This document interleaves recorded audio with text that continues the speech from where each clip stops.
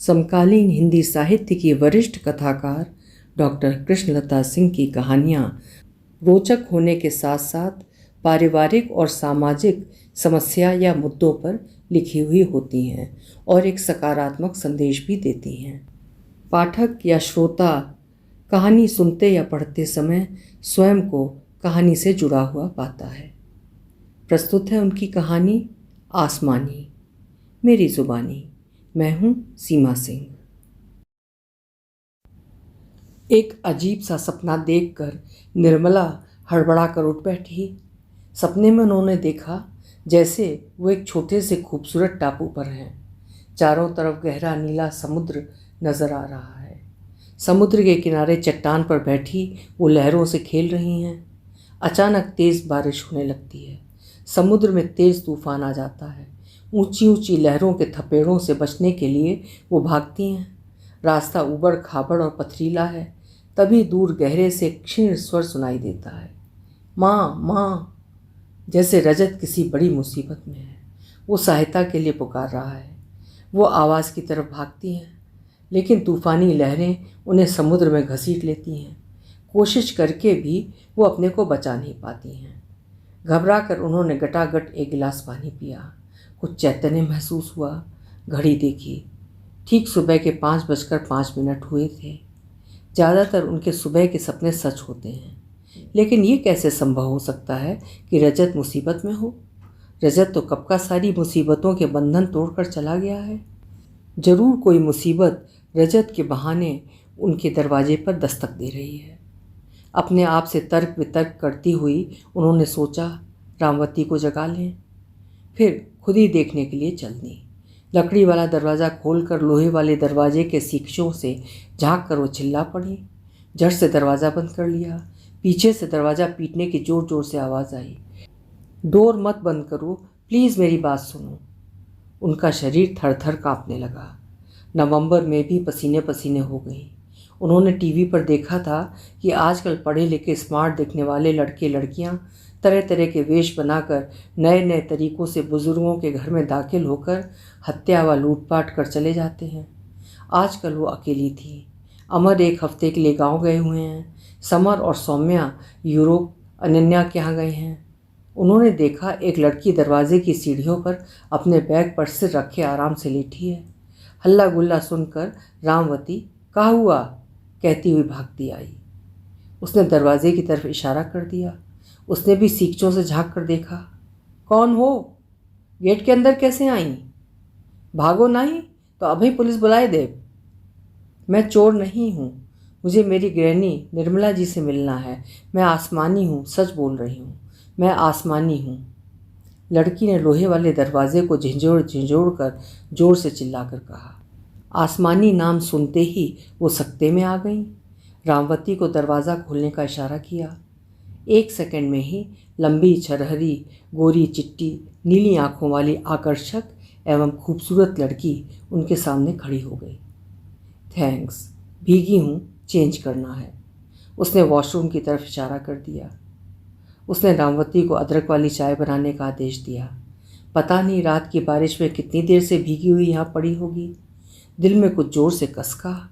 याद आया नर्स ने जब पहली बार एक नन्ही सी मासूम सी कोमल सी बच्ची को उनकी गोद में डाला था, तब बच्ची को कलेजे से लगाकर चूमते हुए उसने कहा था, आज तो ईश्वर ने चांद सितारों से सजा पूरा आसमान ही मेरी झोली में डाल दिया है। रजत ने कहा था, माँ आपने तो इसे नाम ही दे दिया, अब हम इसे आसमानी बुलाएंगे। कितने नाज नखरों से आसमानी को पाला गया था। रात दिन आंखें फोड़कर एक से बढ़कर एक बढ़िया स्वेटर, फ्रॉकें और ड्रेसेस उसने बनाई थी। सहेलियों ने उसे पागल दादी का खिताब दिया था। पूरा घर खिलौनों से भर गया था। आंगन किलकारियों से गुलजार हो गया था। लेकिन कैसे वक्त बदला। आज वो उसके लिए अछूत बनी हुई है। वो उसे गले भी नहीं लगा सकी। आसमानी कपड़े बदलकर तरोताज़ा होकर बाहर निकल आई। तब तक रामवती चाय ले आई। चाय उसकी तरफ सरकाते हुए उसने पूछा, यहाँ क्या लेने आई हो? तुम्हें किसने भेजा है? किसी ने नहीं, मैं तो भाग कर आई हूँ। आसमानी ने शरारती मुस्कान के साथ कहा, पर क्यों? मैं अपना अस्तित्व जानना चाहती हूँ। मेरे पापा कौन हैं? हमें क्यों छोड़ा? मेरी क्या गलती थी? निर्मला को थोड़ा गुस्सा आ गया। अपनी माँ से नहीं पूछा, इतने सालों के बाद अपने रिश्ते घावों के मवाद को सुखा पाई हूँ और अब ये नहीं सह सकती हूँ, प्लीज़। आसमानी का चेहरा भी थोड़ा उत्तेजना से लाल हो गया। पूछा था, 1000 टाइम पूछा था, मेरे पापा कौन हैं, कहाँ हैं, मेरा परिवार कहाँ है। मॉम ने कहा, जो पीछे छूट गया है उसे देखने की कोशिश भी मत करना। ठीक कहा तुम्हारी मॉम ने, राख को कुरेदने से कभी कभी दबी चिंगारी हाथ जला देती है। मॉम की बात माननी चाहिए थी, वही कर रही थी, लेकिन इतना कहते कहते वो भपक भपक कर रो पड़ी। जिसे कभी अपनी आत्मा माना था, जान से ज़्यादा प्यार किया था, जिसकी तोतली बोली में दादी दादी सुनकर सारे देवी देवताओं को ये सुख देने के लिए धन्यवाद दिया था, उसी बच्ची को इस तरह फूट फूट कर रोते देखकर निर्मला कुछ पिघल गई। लेकिन क्या, छोटी थी तो सबको पापा के साथ देखकर पूछती, मॉम मेरे पापा कहाँ हैं। मॉम बहलाती, पापा बाहर गए हैं। फिर एक दिन सजी धजी हाथों में गुलदस्ता पकड़े मुस्कुराती मॉम के साथ एक अजनबी को देखा। मॉम ने कहा, तुम्हारे पापा वापस आ गए। उन्होंने मुझे गोद में उठाकर कहा, बड़ी क्यूट बेबी है। इसके बाद आसमानी मौन हो गई। फिर क्या हुआ? निर्मला ने अधीर होकर पूछा। हम लोग पापा के साथ उनके गांव गए। वहाँ एक ओल्ड लेडी को पैरी पौना बोलकर मॉम ने मुझसे कहा, ये तुम्हारी दादी हैं। मैंने उन्हें हाथ जोड़े। दादी ने पापा से पूछा, वही लड़की है? पापा ने हाँ में सिर हिला दिया। फिर मॉम ने एक लड़के की तरफ इशारा करके कहा, ये तुम्हारा बड़ा भाई जयवीर है, इसे वीर जी कहना। फिर पता नहीं क्या हुआ। मॉम, पापा और जयवीर लंदन चले गए और मैं नाना नानी के पास। मैं बहुत रोई थी। नानी की डेथ के बाद मुझे भी लंदन बुला लिया। वहाँ पापा का बहुत बड़ा बिजनेस था, एक स्टोर भी था, East and West. Mom store देखती थी, सब कुछ ठीक चल रहा था। जय के साथ खूब पटने लगी थी, खूब हंसते खेलते थे, कोई कमी नहीं थी। अभी 2 साल पहले मैंने मॉम और पापा को ज़ोर ज़ोर से लड़ते हुए सुना, कनाडा आसमानी नहीं जाएगी, जय जाएगा। हाँ, बेशक वो मेरा बेटा है, उसके कज़न की शादी है, आसमानी का वहाँ कौन है? फिर आसमानी को अकेले छोड़कर मैं भी नहीं जाऊँगी। ये तुम्हारा फाइनल डिसीज़न है? यस। पापा ने गुस्से से कुछ फेंक कर कहा, मत छोड़, पता नहीं कब तक दूसरे की औलाद मेरे गले पड़ी रहेगी। मुझे ये सुनकर चक्कर आ गया। वहीं सीढ़ियों पर बैठ गई।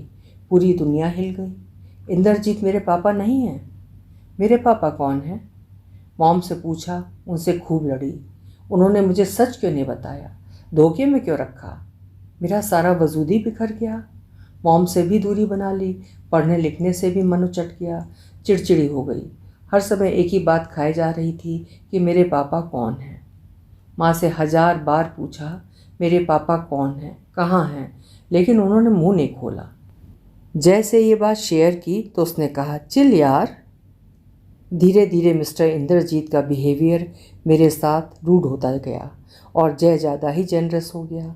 मेरा खूब ध्यान रखने लगा, उपहार देने लगा। कुछ दिनों से उसके देखने का अंदाज़ बदल गया। मुझे कुछ अजीब सा लगने लगा, उससे कुछ डर सा भी लगने लगा। संडे को मैं भी स्टोर जाने लगी, घर में अकेली नहीं रहना चाहती थी। उस संडे मिस्टर इंद्रजीत शहर से बाहर गए थे। मैं मॉम के साथ स्टोर जाने वाली थी, तभी अचानक जय ने पेट दर्द का नाटक किया। मॉम ने जय की देखभाल के लिए रुकने के लिए मुझसे कहा। मैं इसके लिए तैयार नहीं थी। मॉम ने झिड़का, जिद मत करो, स्टोर जाना ज़रूरी नहीं है, बीमार जय को अकेले छोड़ने से इंद्रजीत नाराज़ हो सकते हैं। मॉम मुझे उसकी देखभाल और लॉन्ड्री का काम पूरा करने को कहकर चली गई। मैं वॉशिंग मशीन चलाने वाली ही थी कि तभी जय ज़ोर ज़ोर से चिल्लाने लगा। What happen Veer ji? कहकर मैं भागी भागी उसके रूम में गई। वो वहाँ मेरा सर्वनाश करने के लिए तैयार बैठा था। उसने मुझे ज़ोर से दबोच लिया। मैंने अपने आप को छुड़ाने की पूरी कोशिश की, दया की भीख मांगी। Please leave me, I am your sister, you are not even my half sister. Enjoy baby, enjoy. मेरा सर्वनाश करके किसी को कुछ नहीं बताने की धमकी देकर मस्ती से सीटी बजाता हुआ वो चला गया। मैं अपना सब कुछ लुटाकर सिर पटकती, रोती, सिसकती अपने पापा को याद करती रही। मॉम को फ़ोन किया, मेरा हाल देखकर वो भी दहल गई। जयवीर को गालियाँ देती हुई मेरे गले लगकर रोने लगी। मिस्टर इंद्रजीत के आने पर मॉम ने रोते हुए सारी बातें बताईं। पहले तो इंद्रजीत मानने को तैयार नहीं हुए कि जय ऐसा कुछ कर सकता है, लेकिन मॉम के जोर देने पर इंद्रजीत ने जय से पूछा, व्हाट यू हैव डन? जय ने सारा दोष मुझ पर डाल दिया। Dad, this is not my mistake, she forced me, she said we are not brother and sister, so it is not sin. पर तुम्हें ऐसी सिचुएशन को अवॉइड करना चाहिए था।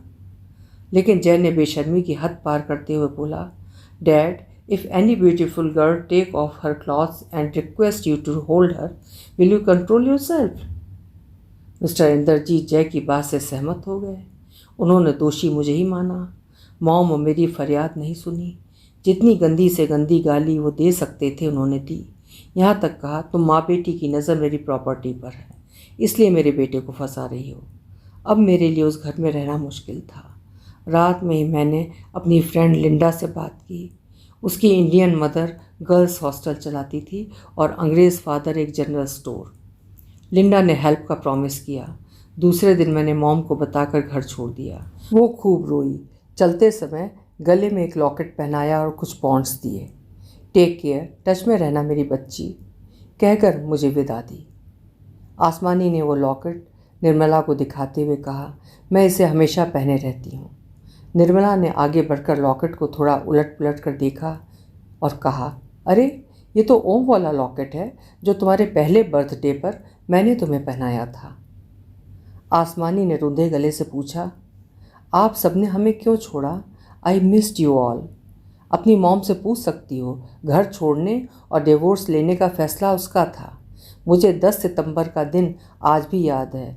मेरा और रजत का बर्थडे था। हम दोनों अपना बर्थडे एक ही दिन शेयर करते थे। सौम्या और समर ने बड़ी धूमधाम से मनाने की योजना बनाई थी। असल में ये बड़ा रेयर मौका था जब मेरे दोनों बेटे और बेटी एक ही शहर में पोस्टेड थे। अमर नहीं आ पाए थे, लेकिन 9 सितंबर की रात को सौम्या ने घबरा कर बताया, मम्मी, रजत और रेशमी के बीच बहुत ज़बरदस्त लड़ाई हुई है। रेशमी कल घर छोड़कर जा रही है। बर्थडे पार्टी का क्या करूं?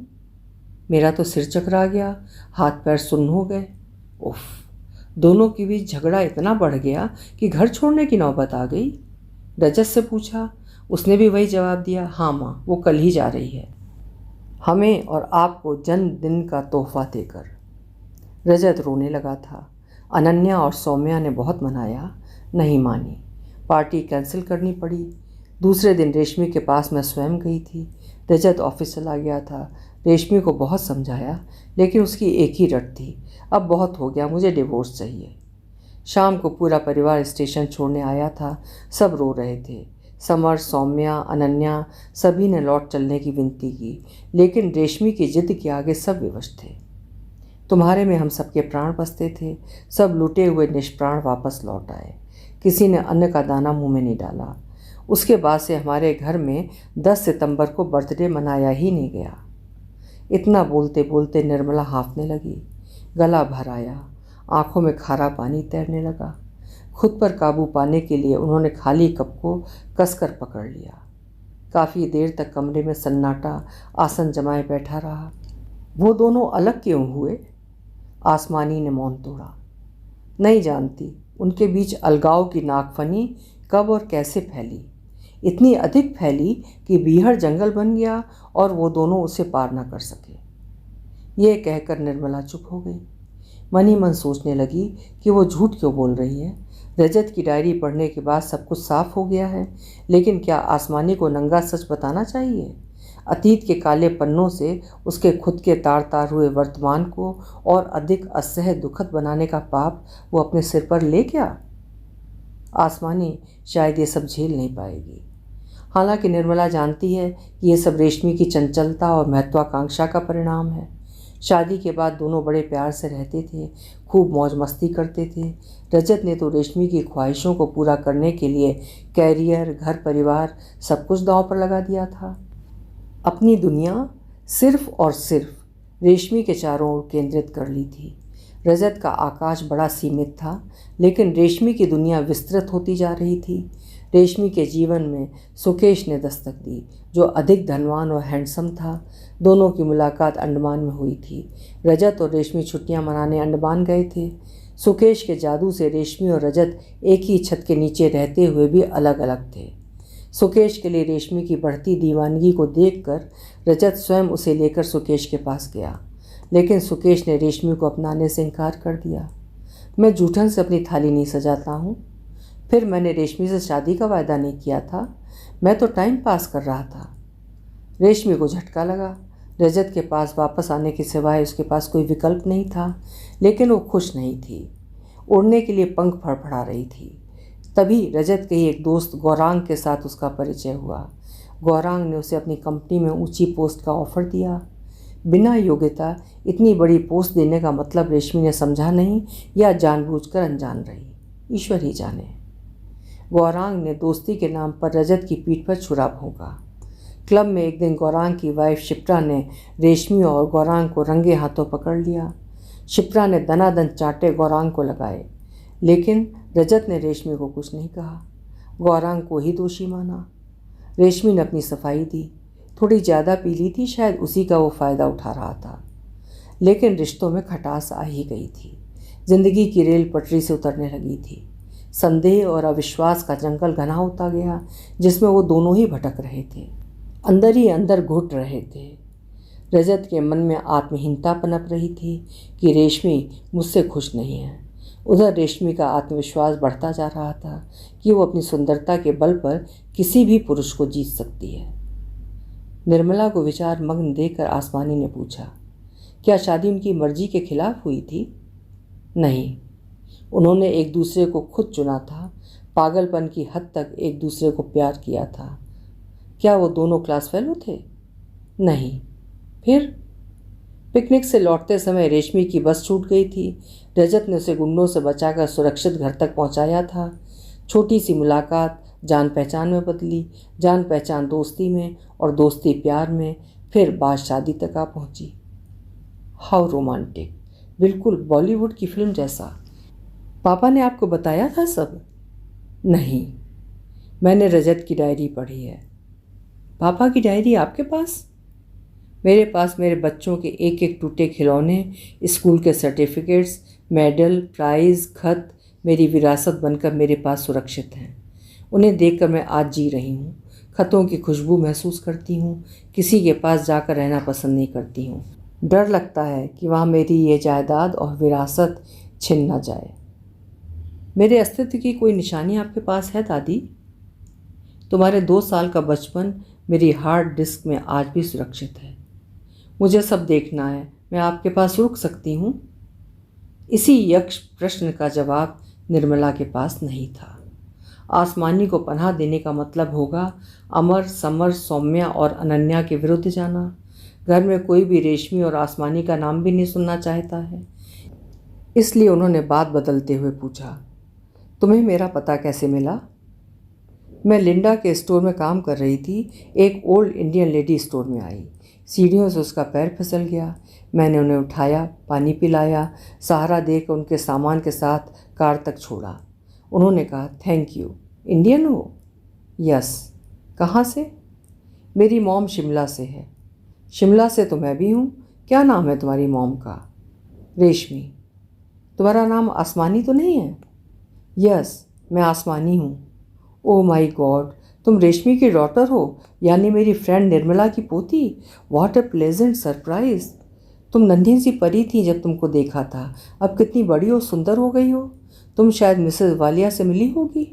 उनकी बेटी लंदन में सेटल है। यस, वो मिसेस वालिया ही थी। उन्हीं से आपका पता और टेलीफोन नंबर मिला। अकेले कैसे आई? एक दिन मॉम का फ़ोन आया, मिस्टर इंद्रजीत की मदर की डेथ हो गई है, हम लोग इंडिया जा रहे हैं। तुम्हारे मामा जी ने भी तुम्हारे लिए कोई रिश्ता देखा है, साथ चलना चाहो तो चल सकती हो। इंद्रजीत मान जाएंगे। बस मुझे क्या चाहिए था, मैंने हाँ कर दी। एयरपोर्ट पर सबको चकमा देकर आपके सामने हूँ। वो लोग तुम्हें खोज रहे होंगे? यस। अब तक तो मेरे गुमशुदा होने की रिपोर्ट भी दर्ज करा दी गई होगी, लेकिन मुझे कोई डर नहीं है। मेरा पासपोर्ट मेरे पास है, अभी भी इंडियन सिटीज़न हूँ, आराम से रह सकती हूँ। आसमानी खिलखिलाकर हंस पड़ी। निर्मला को लगा जैसे सुबह का उजाला घर के कोने कोने में बिखर गया है। वो इस उजाले को अपने मन में बसा लेना चाहती थी। थोड़ी देर के लिए उन्होंने दिमाग से सोचना बंद कर दिया, मन के उतार चढ़ाव को समझने की कोशिश की। आसमानी के लिए नफ़रत की जगह सहानुभूति पनपने लगी थी, जिसे वो बड़ी शिद्दत से महसूस कर रही थी, लेकिन खुलकर नहीं कर पा रही थी। शायद सबका डर था। चलो छोड़ो इन बातों को, नाश्ता करते हैं। आलू गोभी के पराठों के साथ गोभी शलजम का अचार और दही खाकर आसमानी तृप्त हो गई। ऐसे पराठे और अचार तो हम नानी के घर खाते थे, लंदन में मॉम ने कभी बनाए नहीं। अच्छा, पर पराठों की तो बहुत शौकीन थी, बरबस निर्मला के मुंह से निकल गया। मॉम बहुत बदल गई हैं, बिल्कुल चुपचाप अपने में खोई रहती हैं। अंदर ही अंदर उन्हें कुछ खाए जा रहा है। शायद पापा से अलग होने का अब उन्हें पछतावा हो रहा हो सकता है तुम्हारी बात सही हो। ये मन बड़ा विचित्र है, इसकी कितनी परतें दर परतें होती हैं कोई नहीं जानता। हम खुद अपने को नहीं समझ पाते। जिस चीज़ का कभी जमकर मन विरोध करता है, बाद में उसे ही अपनाने को छटपटाने लगता है। बड़े बड़े साइकोलॉजिस्ट भी इसका पता नहीं चला पाते हैं, सिर्फ अटकलें और अनुमान ही लगा सकते हैं। मैं भी सिर्फ अनुमान लगा सकती हूँ कि नासमझी में की गई गलतियों और जीवन की कड़वी सच्चाइयों ने उसे सोचने पर मजबूर कर दिया होगा। मगर मेरी लाइफ तो एक ट्रेजेडी बनकर रह गई। यही बात मैंने रेशमी को समझाई थी। माँ हो, अपना नहीं आसमानी का सोचो। उसे पूरे परिवार का प्यार और संरक्षण चाहिए। पता है उसने पलटकर क्या जवाब दिया था? आसमानी का नाम आपने दिया है, लेकिन वो मेरी बेटी है, मेरे पास हर हाल में खुश और सुरक्षित रहेगी, आप चिंता ना करें। काश मॉम ने आपकी बात सुनी होती तो मेरा सर्वनाश ना होता, कहकर आसमानी ने एक लंबी सांस ली। डाइनिंग टेबल से उठकर दोनों आमने सामने सोफे पर बैठ गईं। आसमानी ने इधर उधर कमरे में नज़र घुमाई। निर्मला फिर अतीत की गहरी गुफा में कैद हो गई। आसमानी के जन्म के समय वो रजत के पास ही थी, रेशमी का खूब ध्यान रख रही थी। सब कुछ ठीक चल रहा था, उसे पता ही नहीं चला कि ये दोनों नाटक कर रहे हैं। ऐसा प्रदर्शित कर रहे थे जैसे उनके जैसा एक दूसरे को प्यार करने वाला कोई और है ही नहीं। बेटी को पाकर सारा जहां पा लिया है। कई बार उसने नोटिस किया कि रजत दूसरे कमरे में सो रहा है। उसने पूछा भी था। रजत ने हंसकर जवाब दिया था, माँ मेरे खर्राटों से बेबी डरकर जाग जाती है। निर्मला को कोई संदेह नहीं हुआ था। कभी कभी ऑफिस से आकर बालकनी में बैठकर एक आधा पैग लेकर गिटार पर अपनी पसंद के गाने बजाता। निर्मला भी आसमानी को गोद में लेकर बैठ जाती। माँ देखो, आसमानी कितने ध्यान से मेरा गाना सुन रही है, बड़ी होकर ये सिंगर बनेगी। क्यों नहीं, पर बड़ी तो होने दो। पता नहीं उसके मन में क्या चल रहा था, कभी उसने बताया नहीं। डायरी नहीं सारे राज खोले। रेशमी की उपेक्षा से तंग आकर उसने खूब शराब पीनी शुरू कर दी थी। घर में वो अनवांटेड और अजनबी था। ऑफिस से घर आने पर वो चाय पानी के लिए भी नहीं पूछती थी। थोड़ी देर बेबी के साथ खेलता, फिर निकल पड़ता इधर उधर। घर तो लड़ाई का कुरुक्षेत्र बन चुका था। कभी कभी तो रेशमी रजत को आसमानी के नज़दीक भी नहीं आने देती थी। कहती थी शराब और सिगरेट की बू से बेबी को नुकसान पहुंचेगा। विडंबना देखो, जो एक दूसरे का चेहरा पढ़कर दिल का हाल जान लेते थे, अब वो एक दूसरे का चेहरा भी नहीं देखना चाहते थे। बात बढ़ जाने पर एक दूसरे के प्रति हिंसक भी हो जाते थे। रजत धीरे धीरे अवसाद की ओर बढ़ता जा रहा था। रेशमी उससे छुटकारा पाना चाहती थी। वो रजत को उत्तेजित कर रही थी कि उसके साथ मारपीट करे, जिससे वो डाइवोर्स के लिए घरेलू हिंसा को इशू बना सके। एकाएक आसमानी सोफे से उठ खड़ी हुई और घूम घूम कर पूरे ड्राइंग रूम का सूक्ष्म निरीक्षण करने लगी। मेज पर रखी या दीवार पर टंगी हर फोटो के बारे में पूछने लगी। निर्मला सबके बारे में बताती गई। आखिर में वो रजत की बड़े फ्रेम की जड़ी तस्वीर के आगे रुकी। प्रश्न भरी आंखों से निर्मला से पूछा। निर्मला ने ठंडे स्वर में कहा, ये रजत है। उफ, मेरे पापा कितने स्मार्ट और हैंडसम हैं। निर्मला की आंखें डबडबाईं। खुद पर काबू रखा। आसमानी ने फिर खुशी से चहकते हुए पूछा, मेरे पापा कहाँ हैं? क्या उन्होंने दूसरी शादी कर ली? निर्मला तड़प उठी। विक्षोभ से उसका मुंह तमतमा गया। तुम्हारी मॉम ने बताया नहीं कि रजत ने सुसाइड कर लिया था? आसमानी इस सच से अपरिचित थी। वो तो बेचारी अपने पापा से मिलने का ख्वाब सजा कर आई थी। इस वज्रघाती सच ने ही उसे आसमान से ज़मीन पर पटक दिया। सारे सपने चकनाचूर हो गए। वो फोटो फ्रेम पकड़कर वहीं ज़मीन पर बैठकर फूट फूट कर रोने लगी। Granny, I am very unlucky, very very unlucky. I lost my all hopes. उसका बिलक बिलक कर रोना देख कर निर्मला अपने को रोक न सकी। उसने उसे गले लगाकर सांत्वना दी, कमरे में ले जाकर लिटाया। निर्मला के कमज़ोर हाथों को अपने हाथों में पकड़ अपने मन की सारी पीड़ा को आंसुओं के साथ बहाकर आसमानी को शांत हुई। लेकिन निर्मला के सामने दुस्सह अतीत एक बार फिर सामने खड़ा हो गया। म्यूचुअल डिवोर्स फाइल हो चुका था। रजत आसमानी की कस्टडी चाहता था, जो मुश्किल लग रही थी। फिर भी एक सोते जागते आसमानी की रट लगाए हुए था। पूरी तरह शराब और अवसाद में डूब गया था। एक दिन अचानक वो बिना बताए कहीं चला गया। सब परेशान। 3 दिन बाद लौटा। कहाँ गया था, क्यों गया था, कुछ बताया नहीं। लौटने के 15 दिन बाद रात के करीब 10 बजे रजत का फ़ोन आया था। माँ, सब कुछ समाप्त हो गया है। निर्मला ने घबरा कर कहा था, क्या समाप्त हो गया? हौसला रखो, ईश्वर सब ठीक करेगा। नहीं माँ, अब कुछ ठीक नहीं हो सकता। ईश्वर भी कुछ नहीं कर सकता। सब खत्म हो गया। सुनो सुनो बेटा, कल पहली फ़्लाइट से मैं तुम्हारे पास आ रही हूँ। वो हेलो हेलो करती रही। फ़ोन कट चुका था। फ़ोन दोबारा किया, उसने उठाया नहीं। आधे घंटे बाद सौम्या का फ़ोन बड़े ही भर्राए स्वर में आया था। मम्मी पापा, आप दोनों कल सुबह की फ़्लाइट से हैदराबाद आ जाओ। टिकट हम माँ की मेल पर भेज रहे हैं। उसके बाद फ़ोन ऑफ। पूरी बात कोई नहीं बता रहा था। राम राम करते रात कटी। सुबह की फ़्लाइट से हैदराबाद पहुँचे। अनन्या और दिग्विजय एयरपोर्ट पर लेने आए थे। दोनों के चेहरों की हवाइयाँ उड़ी हुई थीं। अनन्या की आंखें लाल और सूजी हुई थीं। देखते ही गले लिपट कर रोने लगी। किसी मनहूस अनहोनी की आशंका से उसका हृदय भी बैठा जा रहा था। अनन्या ने कुछ कहने की कोशिश की। दिग्विजय ने आंख के इशारे से मना कर दिया। घर पहुंचकर यही बताया कि रजत सीरियस है, हॉस्पिटल में है।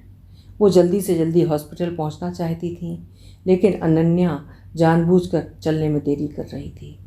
थोड़ी देर बाद कोई फ़ोन आया। चलो माँ पापा, कहकर अनन्या चल पड़ी। लेकिन अनन्या हॉस्पिटल न जाकर रजत के घर की तरफ जा रही थी। निर्मला का दिल जोर से धड़का।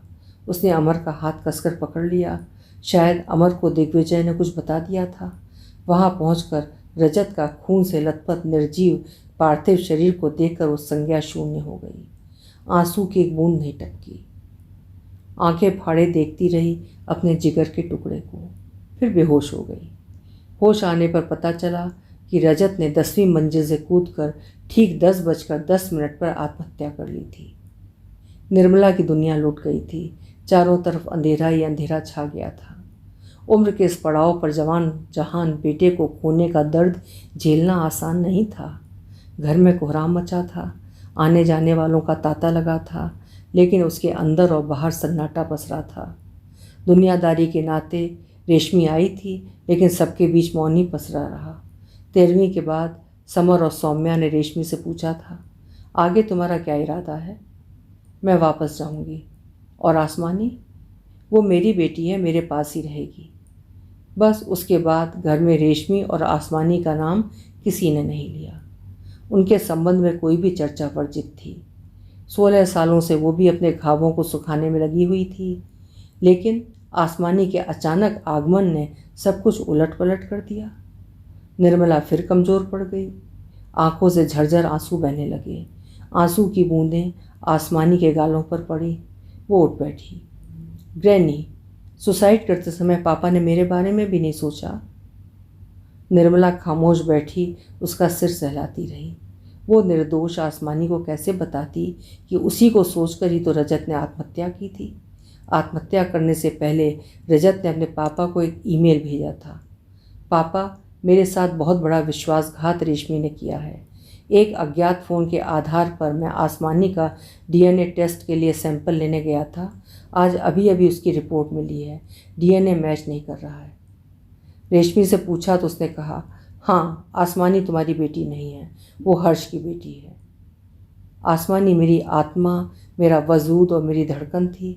जब वो मेरी नहीं है तो अब जीने का मकसद क्या रह जाता है? ना प्यार मिला, ना बेटी। यह धोखा मेरी सहन शक्ति के बाहर है। मैं जा रहा हूँ, मुझे माफ़ कर देना। ये ईमेल अमर ने हैदराबाद से आने के बाद देखा। रजत ने अपने सैंड बॉक्स से सारे ईमेल डिलीट कर दिए थे, तभी पुलिस को कुछ नहीं मिला। अब सारी बातें स्पष्ट हो गई थीं कि रेशमी रजत से छुटकारा पाकर हर्ष के साथ रहना चाहती थी, लेकिन हर्ष रेशमी को अपना नहीं पाया। वो विवाहित था। घर वालों और ससुराल वालों के दबाव के कारण वो अपनी पत्नी को तलाक नहीं दे पाया। रेशमी जैसा चाहती थी वैसा नहीं हो पाया। सारा सच आसमानी को बताकर निर्मला उसकी ज़िंदगी में नया तूफान नहीं लाना चाहती थी। फिलहाल के लिए रेशमी ही आसमानी का एकमात्र सहारा है।